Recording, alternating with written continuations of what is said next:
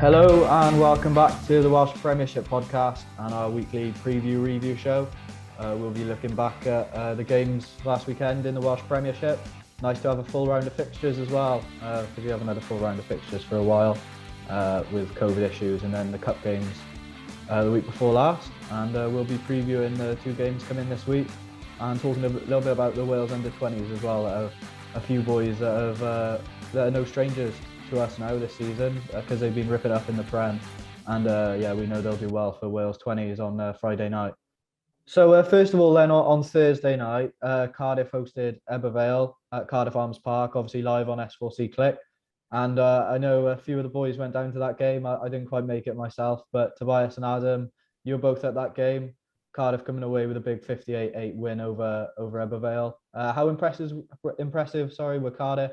And how disappointed were you with Ebervale's performance and the result for them in the end?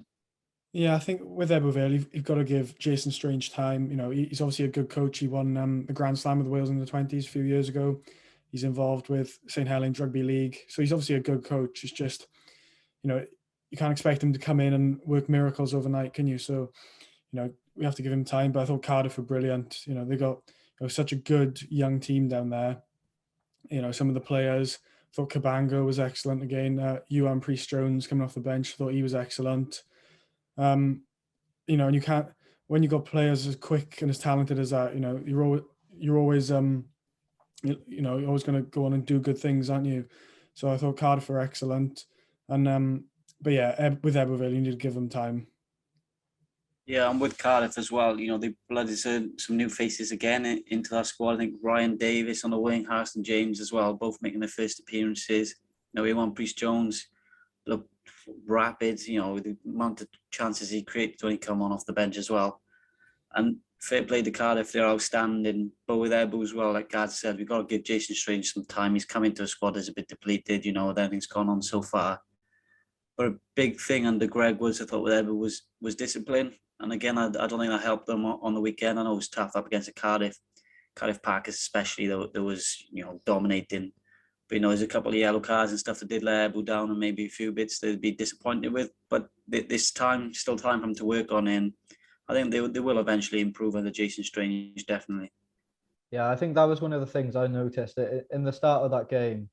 The scrum for Ebervale seemed to be a little bit on top, with obviously Cownley, ex-pro with the Dragons, and Rob Sevenoaks has been about for a long time as well. They seem to get the edge, and I know that told with Alex Howe getting his try for Ebu quite early on, and then obviously to lose him then, fair play, you had Ross Jones then coming on, but they were still losing a player, and I think that just told then. I think it was silly from Cownley because he didn't need to do it really, did he? The ball was gone, and that's something that's killed him all season, as you said. And I think Strange will be tearing his hair out really, because I thought, all right, we know how good Cardiff are and they might not have won it, but that certainly didn't help, and I think that killed them. I just want to touch on Kamal and Quins against RGC. We thought this would be quite a tight game, and that's the way it panned out really.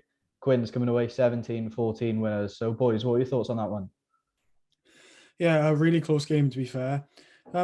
It's been a bit of a weird cup for both the teams, really. RGC sort of came good towards the end, while Quins were a bit inconsistent. So, yeah, it was really hard to tell which way that game was going to go. And, Quins did well. It's a good win for them coming out on top. Yeah, I think it was what we predicted, Quins coming away with the win. But full credit to RGC. They've been playing quite regularly still over this period, but they put up a good fight. But Carmarthen do look good now as well. I know they've played more games than everyone else, sitting top of the league, but for some big wins this season already, Cardiff away as well. So they're looking good this year. Moving on to another game down west then, and Carmarthen Quins' rivals Llandovery hosted Newport, and we knew this would be a big one. Obviously, Llandovery finishing top of their cup pool in the western side of the cup, and Newport finishing top of the eastern side of the cup. And it sounded like a good game down there really, and Newport coming away winners.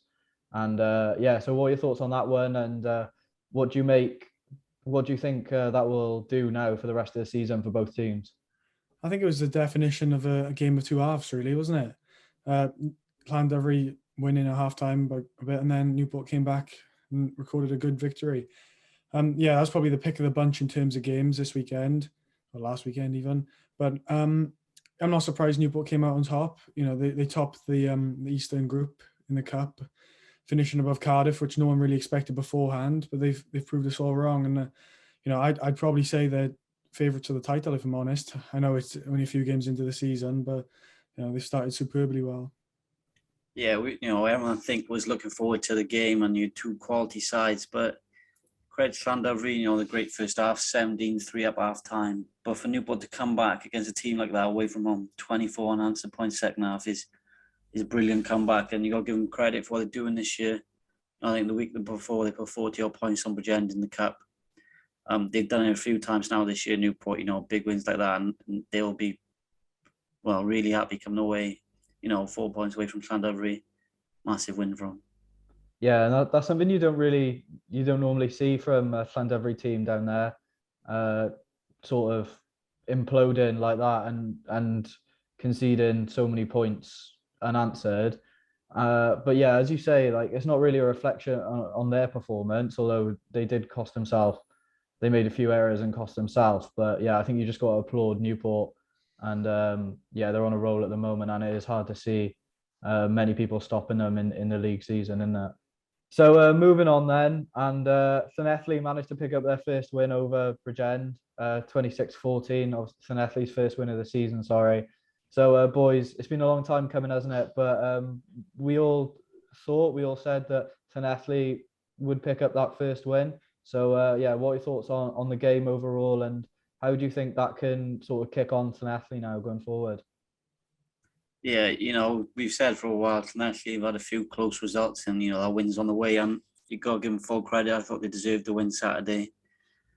26 points. They scored 4 tries and some brilliant tries in there as well. I thought defensively they were superb. I think Bridgend must have had about 8 or 9 5-meter lineouts. Driving balls, didn't score from any of them. Llanelli held up or stopped them all and stuff. So they were outstanding, and full credit to them.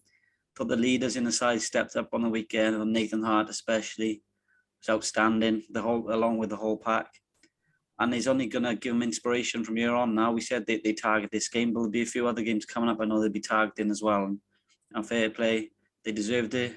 Bridgend, on the other hand, I thought were quite poor, if I'm honest, and maybe it's a reflection of what's gone on there this season. And I know we'll go on to it later what's happened with the coaching staff as well, but you got to give full credit to Llanelli for that performance Saturday. Yeah, I'm chuffed for Llanelli. It's been a long time coming, and it's good for the league as well, isn't it? No one wants a team that loses every week. So yeah, it's a brilliant result for the league, and for Llanelli, bonus point win. And I've been quite impressed with Llanelli in the league season. Anyway, the game away at Quins, they were winning with 20 minutes left, and okay, RGC at home, disappointing defeat, but RGC were brilliant that day. But I think they have been improving, and that's evident with the result this week. Yeah, they lost quite a few games, didn't they, narrowly? And even though they were losing 1 games, and they're not going to be getting carried away with themselves. It is only one win, and Bridgend were very poor.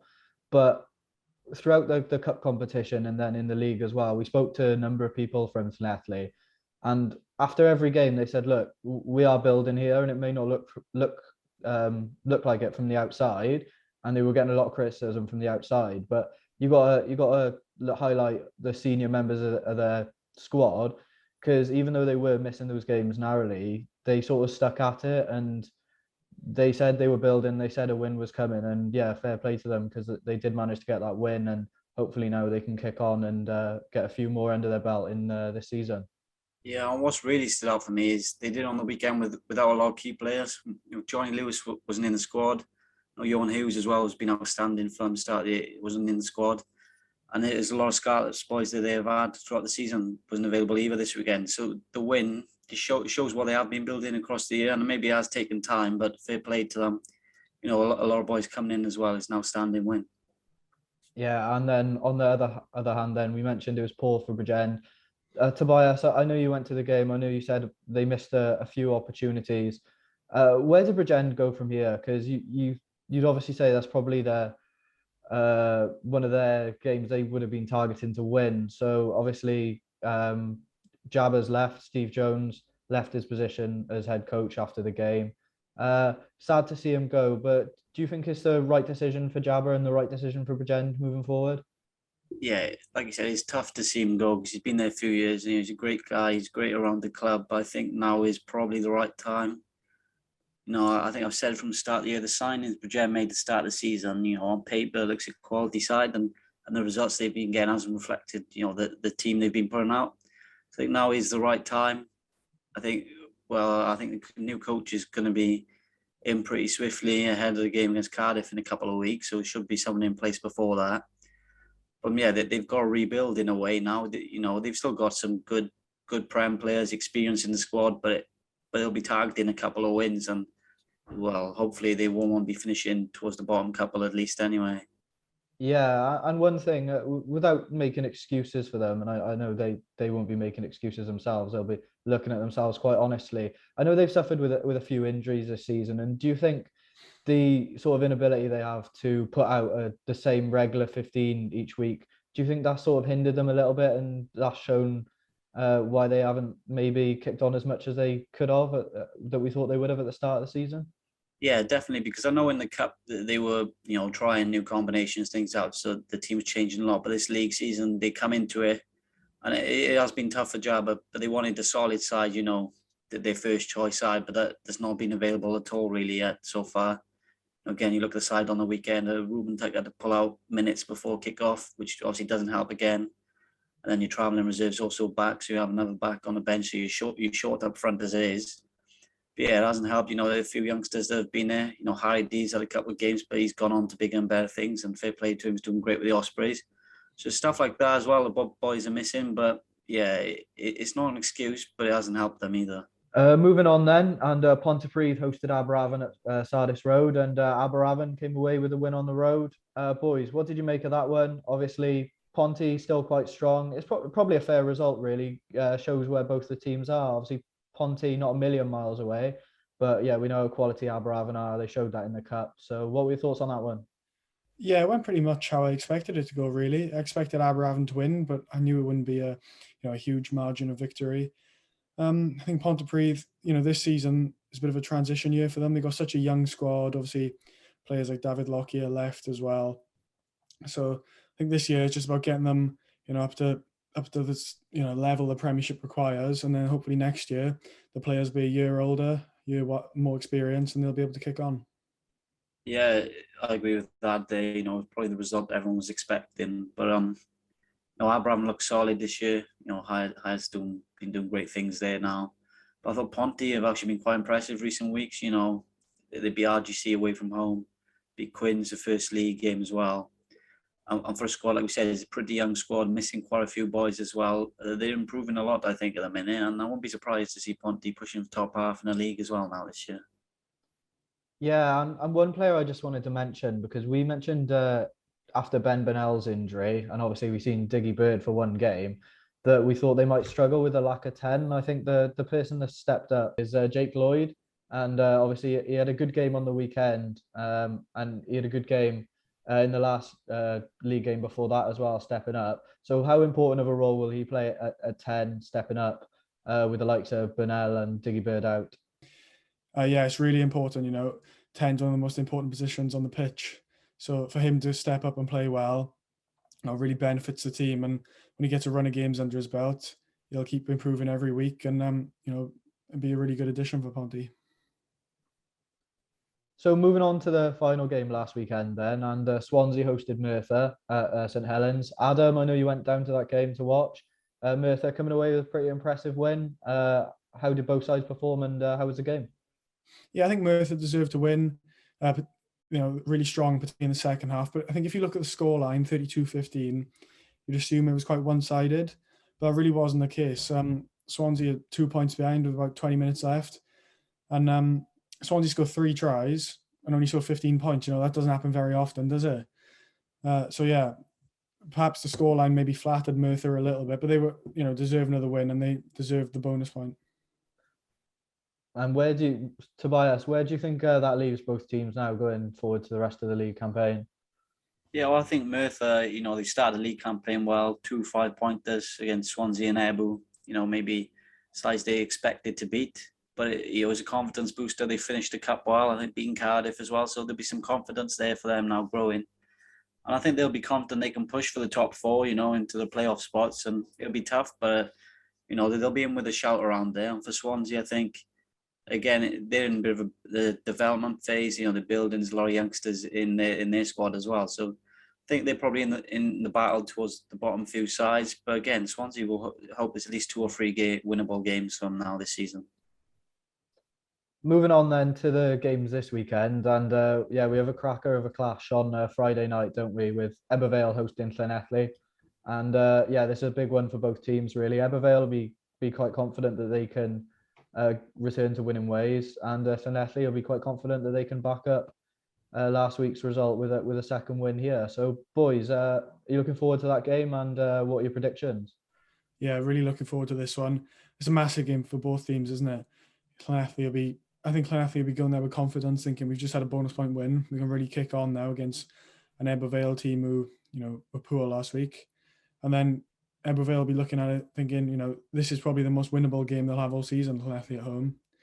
So, yeah, I think Eber will be well up for it after last week, back at Eugene Cross Park in front of the home fans. They'll be looking to make a statement. And I think it'd be close, but I think they'll edge it. Yeah, I think, no one wants to go away to Ebervale on a Friday night, really, do they? But it's going to be a tough task for Llanelli, but the confidence they've got from this week. I think some of the rugby they played as well, they'll be going in, pretty confident that they're going to come out with a win. Eber, on the other hand, Jason Strange is in. The chance for him to get our first win, to get the side going, get some confidence in their camp. But on last week's performance, I'd back Llanelli. Yeah, I think one thing to mention is obviously, I think the one area where Cardiff did kill Ebervale last week was just sort of the pace and the intensity that they played the game in, and they played the game at, sorry, and that's something that Cardiff do quite well. Obviously on the quick track at Cardiff Arms Park, and I think on a Friday night at Ebervale, I think conditions might play a factor. Obviously, it's not going to be as quick. Probably it's always windy and a bit minging up there. And I think if Jonathan Evans and Reece Jones can get more of a grip on the game than they did against Cardiff, and play the conditions right, ping the corners, and do what you would expect the two really experienced ex-regional players, then I think that could be the difference in the game. Yeah, moving on then to the other game in the Premiership, and RGC hosting Merthyr up at Parc Eirios. Boys, what are your predictions for that one? It'll be a tough game for Merthyr coming off the back of a good win. I think RGC will probably be a tougher opposition than Swansea.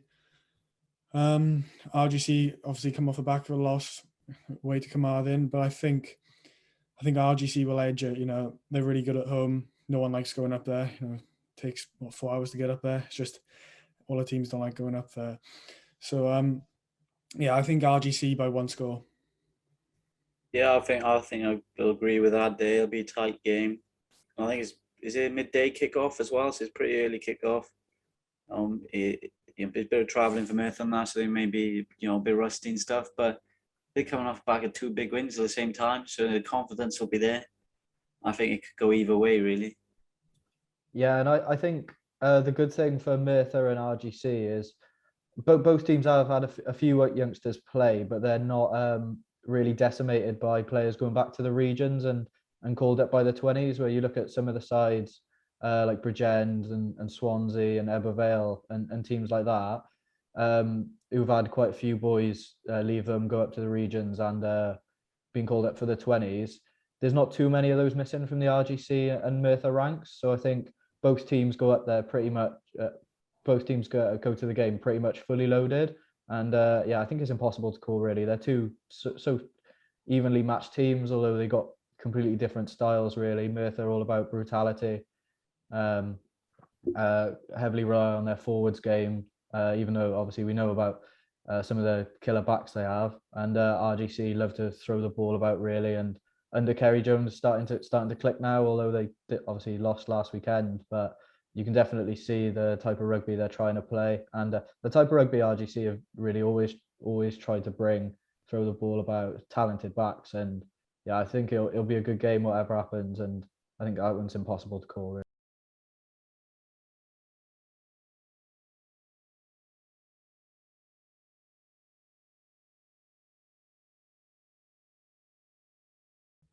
All right then. As I just mentioned there, quite a few of the boys, Premiership boys this season, are involved with the Wales 20s. Obviously, they're playing Ireland away on Friday night. Boys, who are some of the Premiership players that you think we should be looking out for on Friday night? I quite like the look of that Harry Houston. He's on the wing for Wales on Friday night. Been playing fullback, well, and wing for Swansea. Every time I've seen him play, he's looked sharp. I think he's only 18 as well. So, really bright future ahead of him. And looking forward to see how he gets on Friday night. Yeah, and there's quite a few I know. There's maybe standouts now. Alex Mann's back again, the captain. Ben Moore. I think everyone's been impressed with him. But the one for me is outside half Dan Edwards. Well, again, he's only 18-year-old. I think he's played 1 or 2 Ospreys A games. But he's coming to the Aberravon side this year. And the experience maybe of Aled Thomas as well as a 10. And I know how impressed Aberravon have been with him. The quality he's brought to their side this season.